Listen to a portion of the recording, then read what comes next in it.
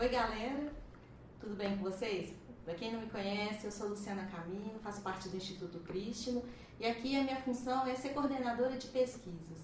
Aqui do meu lado está o Eric. Meu nome é Eric, eu sou geógrafo, sou coordenador de geoprocessamento e sensoramento remoto do Instituto Prístino e a gente vai passar hoje, eu e o Luciano, algumas dicas aí sobre o uso de geotecnologias para trabalhos em conservação, principalmente o pessoal da biologia, né, que faz uso constante dessas ferramentas. O legal desse nosso bate-papo é uma conversa entre um biólogo e um geógrafo sobre uma área de estudo, mas utilizando as mesmas tecnologias, as mesmas geotecnologias, né, Eric? Então, uma coisa que acontece muito, né, é a confusão aí com os termos. Dentro dessa área a gente tem uma concentração que é a cartografia, o geoprocessamento e também o sensoramento remoto, fazendo parte desse conjunto que a gente nomeou como geotecnologia. Então, toda a parte teórica, ela é iniciada na cartografia, então, que é uma área de extrema importância para quem vai trabalhar com espacialização de dados, né? Se você vai trabalhar com espacialização, você precisa de ter um conhecimento básico dessa parte de cartografia. Outra área é o geoprocessamento. Geoprocessamento, ele implica em processamento de dados. Então, são dados que têm um lugar no espaço, mas eles passam por um processamento e a gente consegue gerar novas informações, né? Um exemplo, uma ocorrência de uma espécie, de uma planta. Essa planta está associada a um tipo de solo. Eu posso ter essas duas informações, a ocorrência de uma planta que eu estou pesquisando e um mapa de solos. O solo tem a ver, esse solo ele implica na ocorrência dessa espécie. Uma das formas, né, uma das variáveis que a gente pode gerar é a coincidência de uma determinada espécie com a ocorrência de um determinado tipo de solo. Então, o geoprocessamento, ele precisa de me responder algumas questões. Não é simplesmente eu espacializar. Então, é importante a gente ter o cuidado de usar os termos, né? Geoprocessamento, georreferenciamento, geotecnologias, são coisas diferentes. Se você estiver falando de um modo genérico, você pode utilizar geotecnologias, que aí você abrange todas essas áreas. Então, o uso, né, então, de dados espaciais, aí a gente tem relatório, tem artigos com informações, tem muitos sites que carregam essas informações também. A gente pode fazer uso, né, disso, pegar esses dados e utilizá-los no nosso trabalho? Pode, desde que você tenha um critério no uso dessas informações. Porque muitas vezes os dados estão disponíveis, mas eles não são confiáveis ou eles foram colocados ali de maneira não criteriosa e você está achando que está trabalhando com dado de uma determinada região, mas na verdade as coordenadas são de outra. Então você tem que ter um critério, um cuidado mínimo de checar essa informação. Por você não conhecer um padrão, não conhecer um método que foi coletado, você tem a confiança nos dados que você vai usar, né, para você fazer os seus estudos? Então, pensando nisso, tem que ter uma pulga atrás da orelha, né? Você tem que entender como que é. Vou dar um exemplo bacana para vocês. Então, pessoal, vamos entrar aqui no site do INCT, Herbário Virtual da Flora e dos Fungos. Esse site disponibiliza mais de 5 milhões de registros de espécimes de plantas e de fungos coletados no Brasil, disponibilizados nos herbários, tanto os brasileiros como os herbários internacionais. Vamos clicar em Herbário Virtual, vai abrir uma página com formulário de busca. No formulário de busca, eu vou preencher que eu quero todas as plantas do município de Salinas, coletadas pelo município de Salinas, no estado de Minas Gerais. Ok? Vamos clicar em busca e aqui vai mostrar todos os registros encontrados para a minha pergunta. São as plantas de Salinas em Minas Gerais. Então aqui, nesse canto aqui, nós temos as logos dos herbários, os registros das plantas. Aqui nós temos uma mini foto da icicata Aqui eu tenho um formulário que eu tenho toda a lista de espécies coletadas, o número de essicatas que temos para aquela espécie, e ao final dessa planilha, dessa pequena planilha, nós temos um resumo.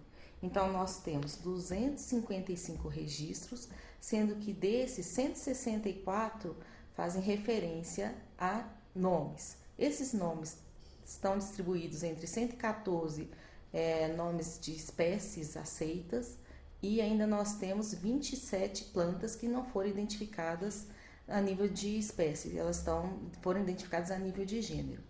Ok?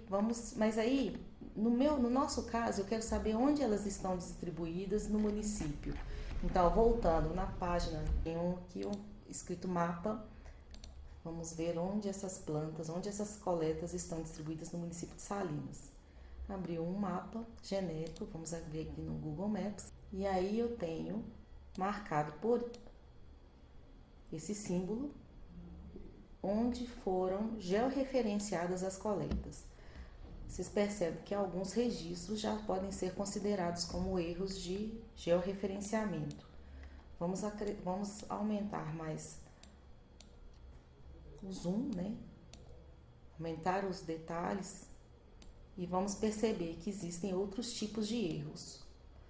Por exemplo, as plantas registradas para a região do Rio Pardo de Minas, Vargem Grande do Rio Pardo, Taiobeiras, aqui no Parque Estadual do Grão-Mogol, todos eles registrados por município de Salinas. Mais próximo ao centro do município, aí sim nós vamos encontrar alguns registros que podem nos trazer mais confiabilidade nas coletas, no georreferenciamento das coletas. Então, daquele montante de 255, nós temos um pouco menos de registros que podemos confiar. Esses ícones que estão em verde, eles estão georreferenciados conforme o registro da coleta no local em que a planta foi coletada. Esse ícone em verde significa que a coordenada é original no local onde a planta foi coletada. Alguns, quando tem esse ícone em M, significa que o registro da coleta, como não tinha coordenada geográfica, ela foi inserida georreferenciada para a sede do município. Como nós vamos ver aqui, muitas dessas coordenadas, elas estão na Prefeitura Municipal de Salinas. Significa que temos coleta sim em Salinas, mas muitas não têm coordenadas geográficas. Então é isso, pessoal. Para usar os dados, a gente precisa ter em mente qual é a pergunta da sua análise. No meu caso, eu quero saber quais as plantas que ocorrem no município de Salinas. Depois que eu entrei em cada registro, observei se as coordenadas estão corretas, se os dados de coletas fazem sentido para o município de Salinas, aí sim eu vou poder utilizar ou não os dados para minha área de pesquisa. E é isso. Então, vocês viram, eu vou passar uma pergunta para o Eric, para que ele possa explicar para nós um pouco melhor sobre os problemas que nós vimos ali na nossa tela, no nosso banco de dados, né, Eric? Você viu? Né? Então, né, como a pergunta, né, usar ou não usar dados de outros, né? A Luciana mostrou uma informação oficial. Isso daqui não é uma informação jogada na internet. Ela está num site oficial, né, que é o Herbário, e tem informação que está cadastrada no oceano, por exemplo. Qual que é a importância disso daqui? Mostrar que quando você vai a campo fazer uma coleta e você está com um instrumento que é o GPS, né, para poder tomar as coordenadas e falar onde está ocorrendo determinada espécie, você tem que saber utilizá-lo.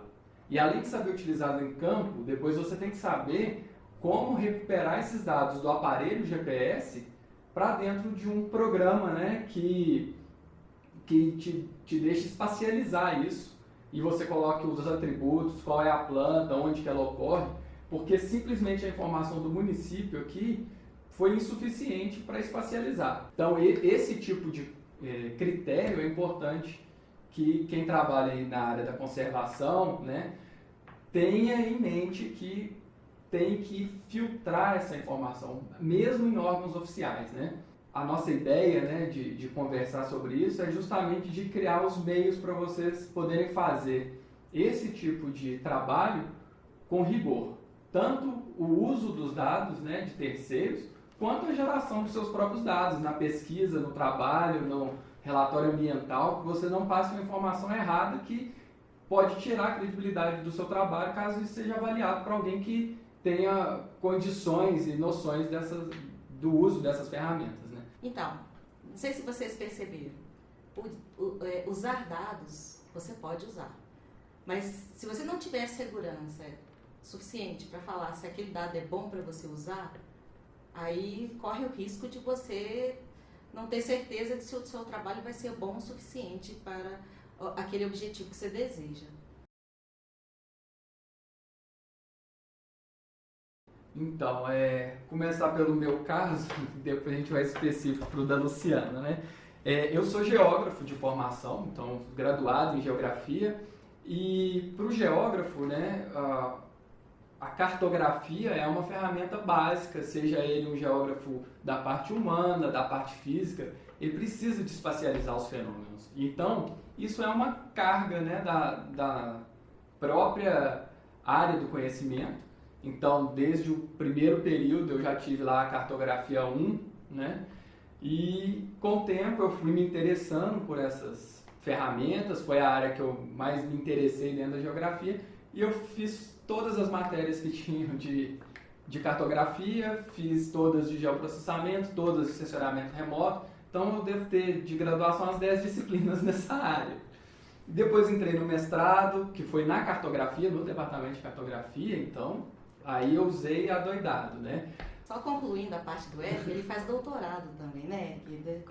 Também ainda é na área, né? Eu trabalho com sensoramento remoto mais especificamente, mas eu continuo lidando com esse mesmo tipo de dado e tendo que trabalhar com esses critérios, né? Então, o caminho que o Eric percorreu foi orientado por uma grade curricular que naturalmente foi desenhando a trajetória profissional, mestrado, doutorado, e aqui conosco trabalhando em projetos no Instituto Pritchard. Agora, já no meu caso, acho que foi cheio de acidentes, percalços, tropeços. Por quê? Porque no curso de Ciências Biológicas, a gente só vai ter a noção de usar a informação espacializada quando você faz uma iniciação científica, quando você vai a um laboratório, faz um trabalho de campo, quando você se apresenta a um professor, eu quero trabalhar com um grupo taxonômico, eu quero trabalhar com conservação, eu quero trabalhar na área de zoologia ou de botânica. E no meu caso, por exemplo, eu comecei a trabalhar com GPS no campo durante coletas de plantas, né? Fazendo coletas de plantas.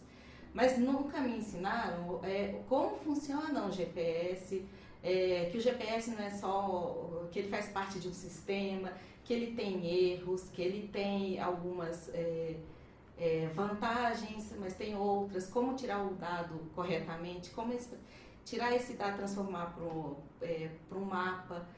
Para fazer um mapa, eu lembro, no meu mestrado e no início do meu contato com o geoprocessamento, eu fiz 4 cursos.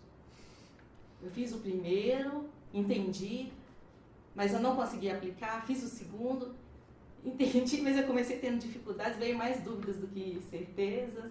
E chegou no momento que eu falei assim, não, eu tenho que investir, porque eu não tenho segurança, eu não sinto autonomia, e eu acho que é muito importante isso.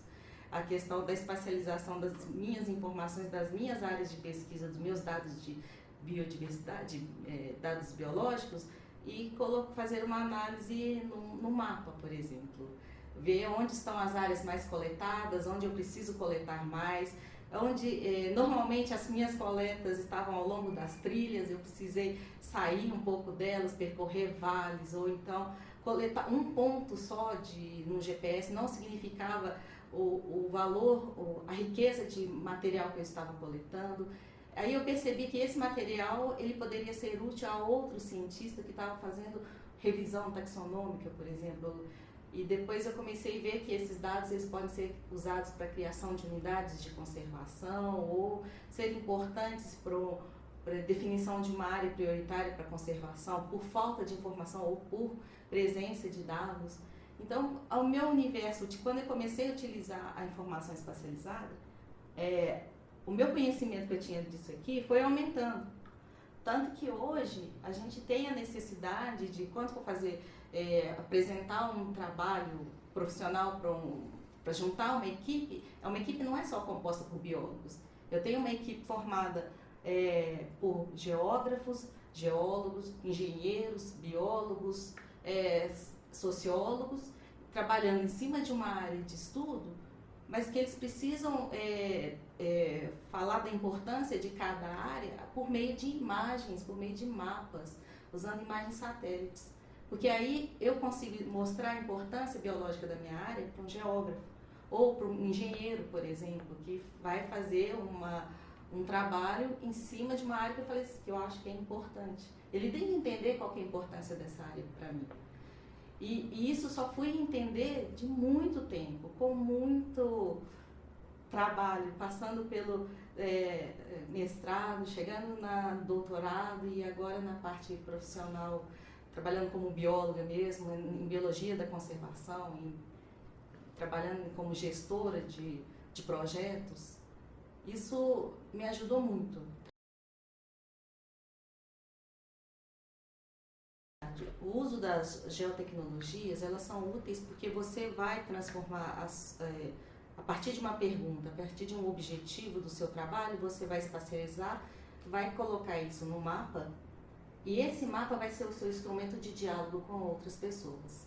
Seja um gestor de uma unidade de conservação, um gestor municipal, um gestor em meio ambiente, ou então um simples cidadão que quer conversar com você sobre o que ele tem, o que ele pode fazer para proteger uma determinada área do interesse dele, né? Uhum. Então, gente, isso foi um primeiro bate-papo aí sobre as geotecnologias, né, para conservação. Espero que tenham gostado, né, no começo. E a nossa intenção é fazer mais alguns vídeos. E aí, quem tiver interesse mesmo, quiser trabalhar com isso e gostou do assunto, a gente vai ter um link, né, aqui na descrição do vídeo, logo embaixo, o Luciano está indicando para a gente. E aí é só clicar, quem tiver interesse, cadastrar o e-mail. Automaticamente, quando a gente tiver produzido o próximo vídeo, daqui a alguns dias, a gente vai lançar um e-mail para vocês e você vai poder acompanhar mais um assunto relacionado às geotecnologias para conservação, né, que está sendo feito em parceria com o pessoal do Bocaina, né, nós do Instituto Prístino e o Bocaina. Então, gente, esse lógico, é muito curto para a gente falar de muitas coisas que a gente tem vontade de falar, né, de dizer. Se você tem alguma crítica, alguma dúvida, alguma sugestão, deixa aqui nos comentários. Se você tem alguma questão que você quer que a gente aborde, coloque aqui. A gente vai começar a preparar um material muito bacana para vocês. Vocês vão ver, vocês vão gostar. Clique aqui, compartilhe.